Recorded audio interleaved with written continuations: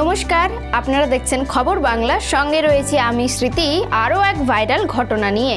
এই গ্রীষ্মে রুদ্ররূপ দেখা যাচ্ছে কলকাতায়। ভয়ঙ্কর রোদ সঙ্গে অস্বস্তিকর গরমে হাঁসফাঁস করছে শহরবাসী।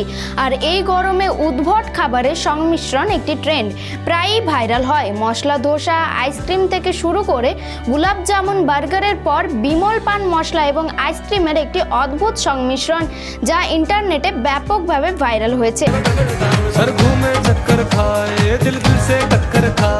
সম্প্রতি একজন ইউজার বিমল পান মশলা এবং আইসক্রিম মিশ্রিত করে অভিনব খাবার তৈরি করেছেন। আপনি গুটকা খান বা না খান, সম্ভবত আপনি অজয় দেবগন এবং শাহরুখ খানের মতো বলিউড সেলিব্রিটিদের বিমল এলাচকে নিশ্চয়ই প্রচার করতে দেখেছেন। বিজ্ঞাপনটিতে তেমনই জনপ্রিয় ট্যাগলাইনে বলো জুবার কেশরি দেখানো হয়েছে। আর দর্শকরা এখন এই অদ্ভুত খাবারের সংমিশ্রণ সম্পর্কে তাদের মতামত প্রকাশ করেছেন।